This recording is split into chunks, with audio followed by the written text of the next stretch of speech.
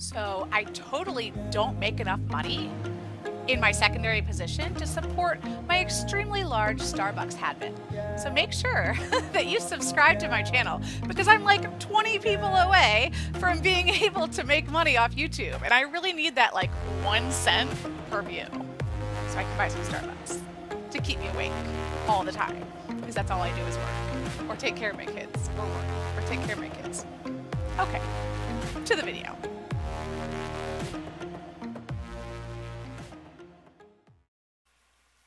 Hello everyone, welcome back to my channel. I am Teacher Brett and I am so excited that you're back to see me again. I wanted to talk to you today about secondary positions because this is a question I get asked all the time. How do you get a secondary position? What is a secondary position? Is it worth it? We're going to cover all of that today.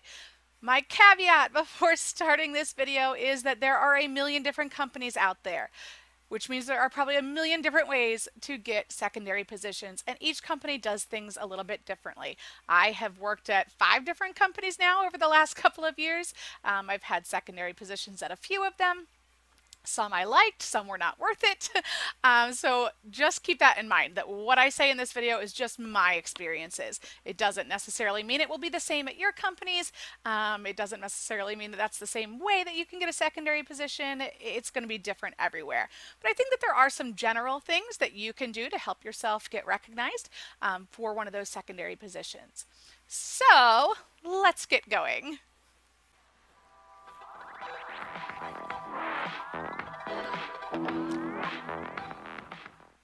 Okay, first things first, what kind of secondary positions are available?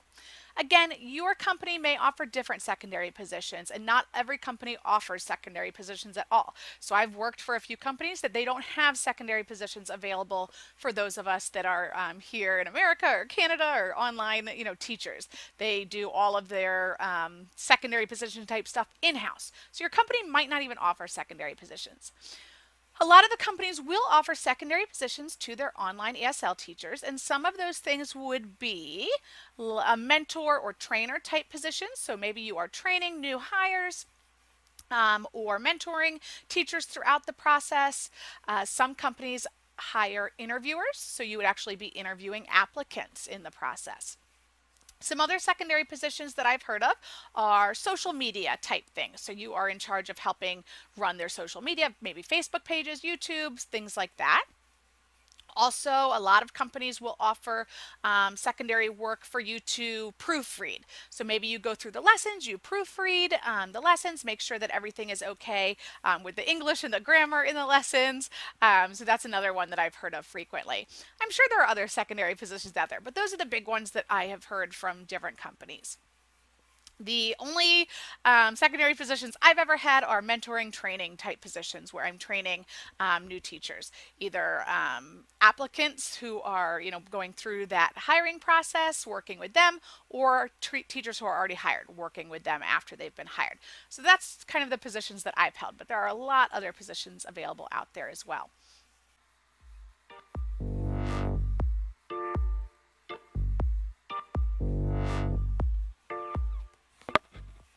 So what can you do to get secondary positions? Number one, you need to be a good teacher. You need to stand out in your teaching because that's what you have to show them. So you want to be an exceptional teacher. Underneath that, that means you don't want to be no-showing and canceling. That's going to not look good if you're no-showing and canceling. So you want to really make sure that if you have to first of all, that you never no-show. You should let them know. I can't be there.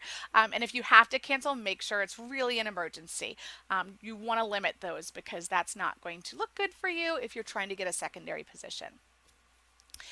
Otherwise, you want to be a really great teacher. You want parents to be leaving you good reviews. If your company does reviews, you want positive reviews. You want students to be able to, be trying to get into your classes. If it's a parent-picked company, meaning the parents pick the teacher, you want to be, one of those teachers that the parents are all trying to get classes with. If you're in a company where they assign teachers, then you want to be a standout teacher. You want parents to be reaching out to the company or leaving you reviews saying, wow, this teacher was great. I'd love to have this teacher again. You want to stand out that way, teaching, number one. Number two, try and stand out other ways.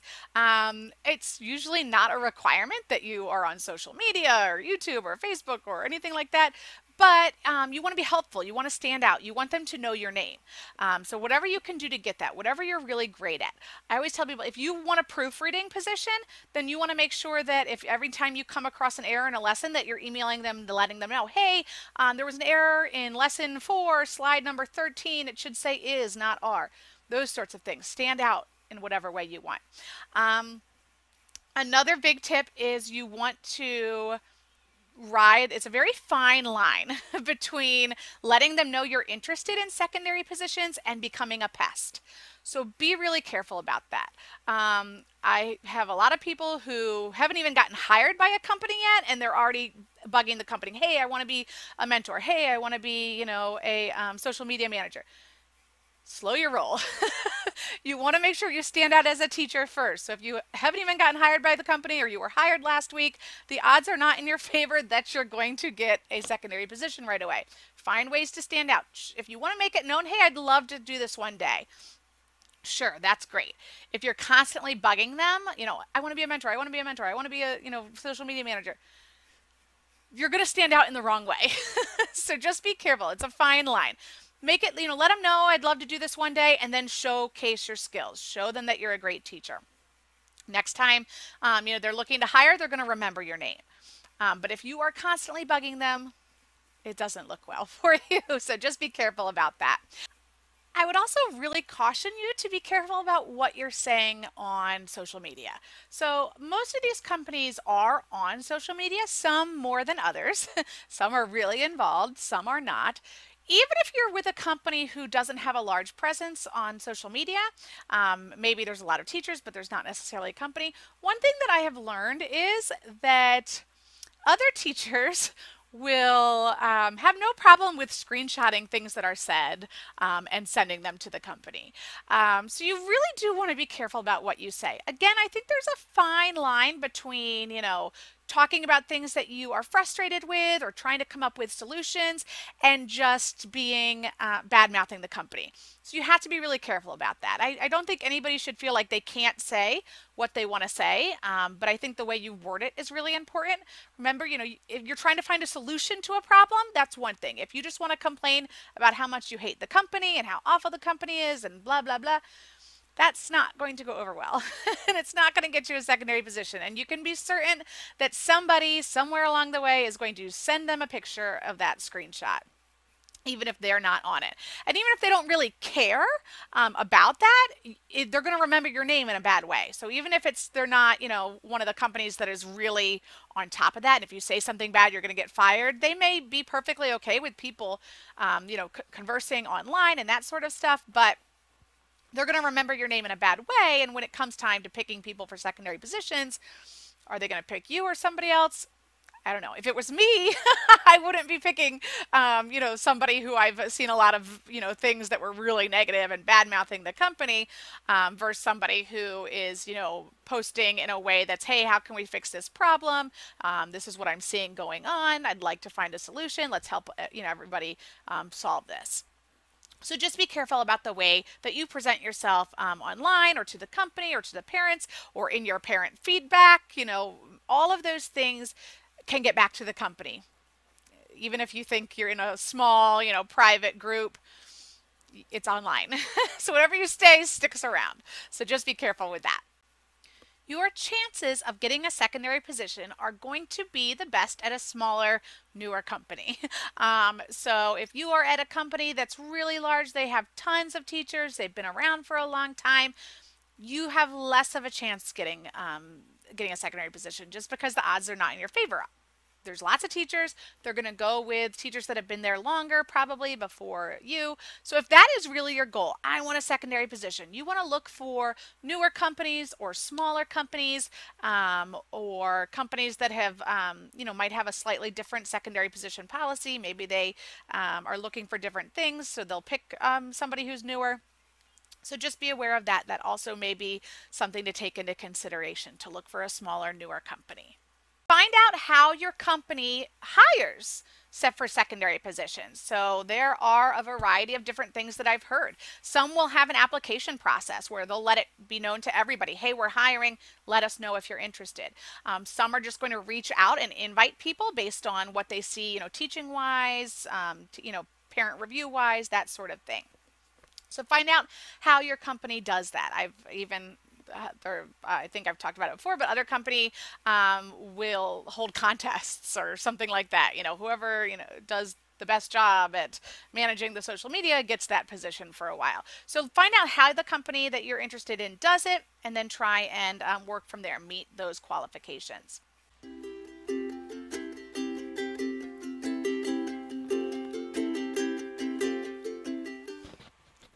So is it worth it? Everyone is always like, I want to be a secondary position. I want to be a secondary position. And oftentimes I find that what they think it's going to be like is very different than the reality. So a couple of things you want to keep in mind. And again, this is going to vary by company, but what is the pay? Some companies are going to pay you, a lot more than it would be to teach. You're also doing a little bit more work, but they pay you more, so it might be worth it. I've had other companies where I actually make more money teaching than I would as in doing a secondary position. So is it really worth it for me to put in the extra work and effort, or is it just easier to pick up some extra classes? I find the biggest thing for me is, when can I do the classes? If they're not offering much more money, am I able to do the secondary work during the daytime when there's not typically classes to teach for children because they're all asleep in China? So do they have daytime positions? Even if they offer daytime work, it doesn't necessarily mean you're going to be able to get it, because what I find is everybody is wanting to do their secondary position during the day. So you might not get a lot of work during the day because everyone is trying to vie for those same spots. If you're doing interviews or mentoring or training and they offer it during the day, you might not get a lot of spots filled because everyone is trying to do that. So you end up having to work the same times you would normally work a class anyway. So you got to keep that in mind as well. Also, the time involvement. Depending on the company, the time involvement could be significant.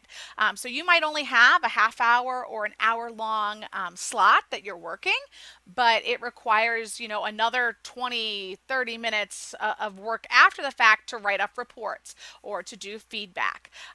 They may pay you a set rate to proofread lessons, and if there's a lot of errors, you may end up spending a significant amount of time giving them, feedback on that lesson that makes it not worth it. So again, something that you have to consider when you're thinking about doing a secondary position. All right, so I hope that gave you a little bit of insight into secondary positions, how you might be able to get one, what to expect. If you have any questions, feel free to email me as always, or join one of my Facebook groups. I'm happy to talk to you anytime.